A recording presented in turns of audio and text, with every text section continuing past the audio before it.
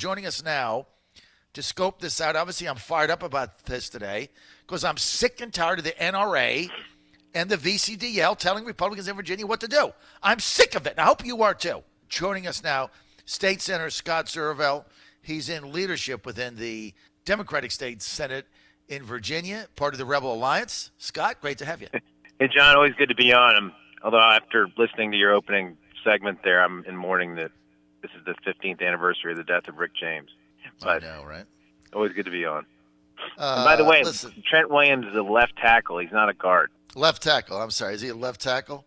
All-pro left tackle, the most important guy on the offensive line, protects the quarterback's blind side if you have a right-handed quarterback.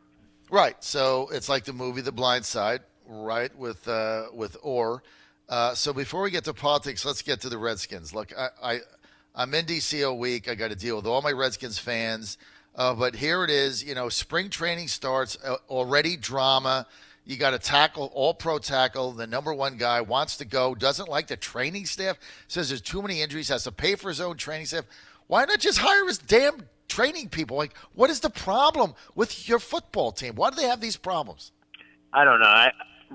The Skins have been driving me, make me pull my hair out for now 20 years. I had season tickets for about 15 years. I gave up about 2 years ago. I'd already invested about $25,000. I said, what the hell have I got in return for it? I think one playoff appearance. And it isn't the team of my youth. It was managed by Bobby Beathard, with coaches like Joe Gibbs. We didn't have these kinds of problems back then. I mean, right now we don't even know who the hell the quarterback's going to be. We got 3 people, interchangeable quarterback situation right now.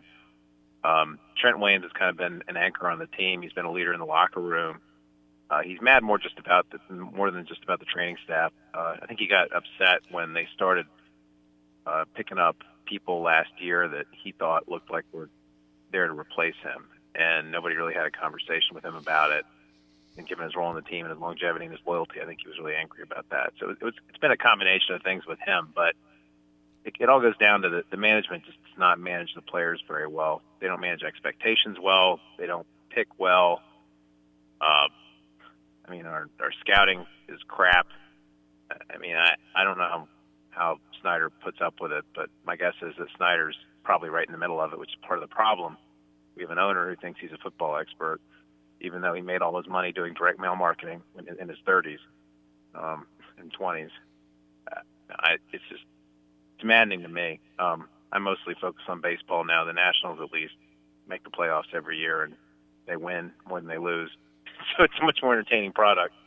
So, well, the Nationals turned their season around, no question about it. I mean, I'm only a couple blocks from them, as you know. Not a fan of them either, but not. So I occasionally go to the game if I don't have anything else to do. I'm an Astro fan, as you know, but a lot of people excited about them. I mean, they're right in the hunt, right in the middle of the wild card. I think they are going to make the playoffs. I'm not sure they're going to go anywhere. But the National League, who knows? Other than the Dodgers, the thing's wide open. And so we'll see. But talking to people here in the district, just average people, I mean, they are so upset over what is going on in Washington. And a lot of people I talk to can't understand why the Skins don't do what I guess St. Louis did. Arizona. I'm sorry. The Cardinals, where they picked their number one quarterback, the first guy from Oklahoma, and they said, you're going to be the starter, and that's it. You're going to be the starter. We're going to win with you or not. And Washington, a lot of people saying, they've got a great quarterback. They looked out in the draft. Why not just tell him you're a quarterback for the future? You're going to be the starter.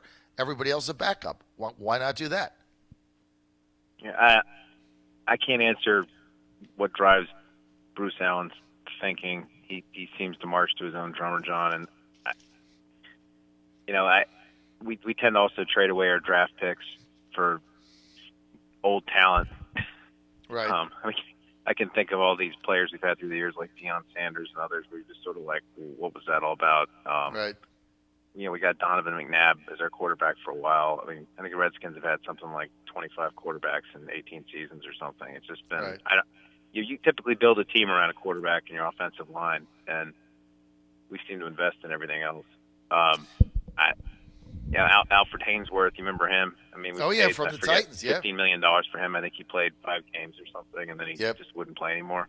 Yep. Well, my team looked like geniuses for letting him go for all that money. They wouldn't pay him. They didn't think it was that good, and he had a couple good seasons with Tennessee, and they just didn't think it was that fast. They didn't think his foot was that good. They wouldn't pay him. You guys got him. He bombed. Let's get to guns. Yeah. I mean, the president yesterday, agree with him or not, he did say, look, he called on red flag laws to be instituted to help stop those who pose a risk from possessing a firearm. I know you're in favor of extending that, but right away that comes out, the VCDL, NRA, everybody blast it like it's some kind of infringement on your constitutional right. You look at these murders, these mass shootings at Dayton and El Paso, Scott, both of these people were absolutely nuts. They had all kinds of stuff posted on their social media that would have been a red flag for anybody. I mean, you had this guy in Dayton publishing, I think, a rape list on some internet site. I mean, do you really think somebody like that should be able to walk in and buy a high-powered rifle? No, I was the chief co-sponsor of that legislation well, actually, I should say I am the chief co-sponsor of that legislation in our current special session, which is now adjourned until November 18th. Senator Barker is the primary sponsor, but no, I support that bill. I mean, in today's age where, you get these text alerts from your credit card company that there's a pattern of fraud showing up on your credit card statement, we have the tools to be able to analyze what's going on with purchases, and they probably have the ability to square it with social media and stuff to be able to at least create, some idea about who might be doing this. But clearly, I've been reading in the papers about all these people is that there's a lot of people around them that were like, well, if I ever knew anybody in my life who was going to be a mass shooter, it was going to be that guy. That guy's been saying stuff for 10 years that have given me worry about his mental health.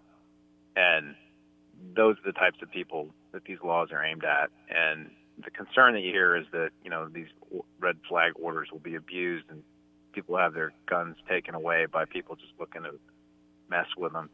The process that we were going to create, and there's due process associated with it. You have to go in front of a judge. You have to convince the judge that the person that is doing things that would tend towards violence, they have an opportunity for a hearing shortly after the order is put in place so that they can present their side of the story and get their guns back. It's the same kind of process we use with protective orders when people have been violent with each other and we need to separate people in households. I don't see any constitutional problem with them. It's just something a little different. And from my point of view, in the legislature, if we want to do even move a millimeter towards firearm violence prevention, there's a whole community that flexibly just says no to everything. We couldn't even get bump stocks passed last year.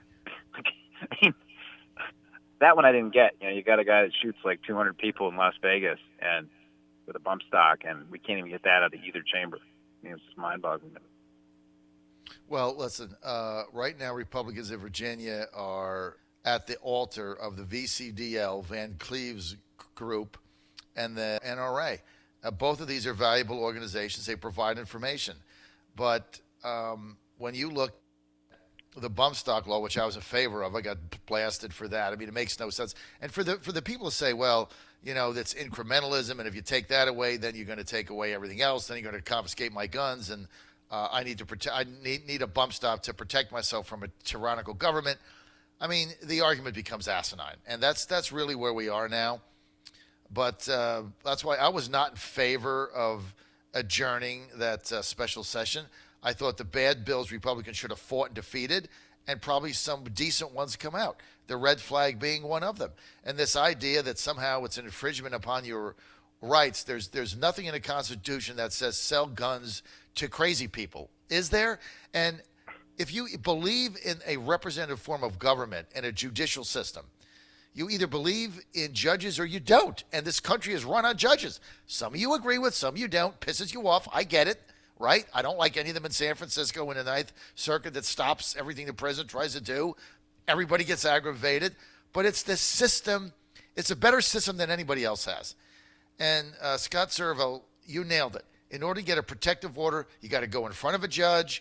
You have a hearing. Both sides come if they decide to come and fight it, and then you have to prove to that judge to sign a protective order, and he either does or doesn't based on the evidence. What's the same thing with the red flag law?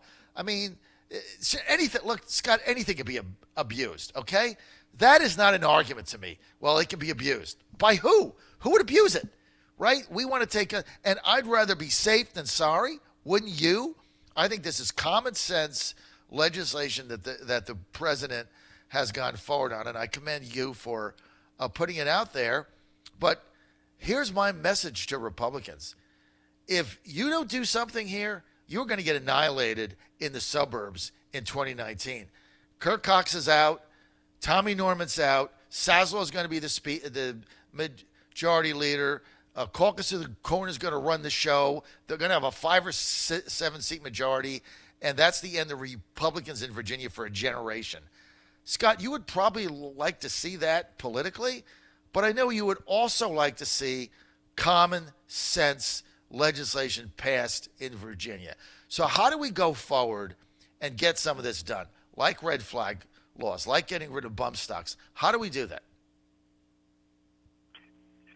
John, it's a really good question because, part of me kind of understands where my Republican colleagues come from in part. Okay, the guys, first of all, the ones that are in the suburbs, you're absolutely right, where you have a lot of people living in close proximity. Voters just don't see the logic behind this.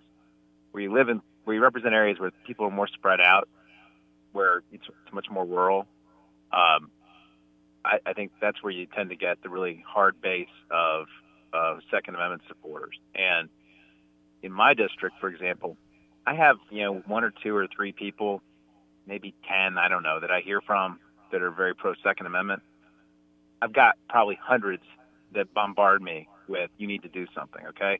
You go to the rural areas, it's totally flipped. And those guys and women that serve in those areas barely ever hear from the firearm violence prevention community at all. And so they really feel like they have electoral exposure in a primary environment. And that's what drives it, right? In terms of the legislative process, the problem we have is that in the House, the Republican caucus has stacked the Militia and Police Committee with hardcore Second Amendment supporters on the Republican side and anti-people on the Democratic side. And so you'll never get a bill out of that committee until they change the membership of the committee. It's just not possible. I don't think there's anybody in militia, police, and public safety in the House that's from a sort of more suburban environment. And so until that committee structure, and for that matter, the subcommittee, which kills the bills every year, changes, until Speaker Cox changes the composition of those committees, nothing's getting out of the House, just because of the rural suburban dynamic and the way they've structured the committee. So that's why a lot of us say that partisan change is the only way to do it. I mean, we actually passed the bump stock ban out of the Senate Courts Committee last year, but it died on finance, where there was a larger Republican majority. There's only 4 Democrats on finance out of 15 members, and that's where the bump stock bill died in the Senate, because the Republican. Okay, what are Republicans afraid of? I mean, did any Republican really think they're going to lose a primary over a bump stock ban? I mean, come on, man. This is the stuff that's driving me nuts. You're a good legislator. You connect with your people. You vote the right way, and they're going to vote you out because you banned bump stocks, handmade bump stocks after Las Vegas, and you're going to get voted out? Are you serious? I mean, this is the problem. Here's the problem, okay? It's not that they're afraid they're going to get voted out because of bump stocks, right? They get inundated with NRA and VCDL stuff, right? And they're afraid that they're going to get targeted by them. That's the problem. Their own people are not going to vote them out because they acted on a bump stock, right? What they're afraid of is Van Cleve's people, VCDL, and Virginia NRA targeting them. That's what John, they're afraid of. John, I don't understand why we didn't pass in the special session, just for example, some kind of bump stock ban. I don't understand why we couldn't do red flag. I don't understand why we couldn't do some kind of background check bill to beef up what the background checks are. That's got 87% support in the public. And on magazines, the bill that was proposed, I think, had a 30, maybe a 20 bullet limit. This guy that went into the Walmart, or the guy in Dayton, I think he had 100. He had one of these 100 bullet barrel clips or something like that. Yep. I mean, Can we at least pick like 50? Like, just some kind of magazine limit. Just pick a number and pass it. Just, put something out there for God's sake. But who needs a 100-bullet clip? Have you seen a picture of this thing with the big barrel? It's a circular thing with barrels on the side the guy was carrying in. It was 100 bullets you could fit in that thing. I mean, why can't we ban that thing? I mean, there were some incremental small steps we could have taken, not go the whole way, that I think would have probably relieved some of the pressure. But they just chose to stick their head in the sand and go away. Exactly. I was, as you know, I was livid when they adjourned. I thought that was the worst thing Republicans could have done. I think the crazy bills you guys were doing, they should have soundly defeated them and crushed them and said they're nuts and be done with it. Be done with Mark Levine's bill and some of the crackpots that you've got serving in the House of Delegates up there, the Lee Carter bills and stuff like that. But the ones that were reasonable like yours, I think they should have had a fair hearing and maybe pass some of them and maybe come together. But what they're doing right now is a prescription for electoral disaster. And basically, I had you on today because I know you want to win, right? I mean, I know you're partisan. You're part of leadership. I know you want to win and take majority of the Senate and the House. I get it, Scott. I do. But you're also a statesman. You also work across the aisle. You also want to do the right things for a Virginian. You've also got a family. And I think you want to work with Republicans, regardless of who's in charge, to do the right thing. And that's why I had you on today. And I know that you're frustrated because your bills, the red flag bill, which any sane person, if they just look at it, says, that makes sense. And, why do you need 100 clips? That makes sense. You can't even get it out of committee. That's why right now, you guys are going to end up controlling all the committees. And then you'll be able to get out whatever the hell you want. John Fredericks Radio Network. If Republicans don't do something, they're going to lose. Scott, thanks for being with us.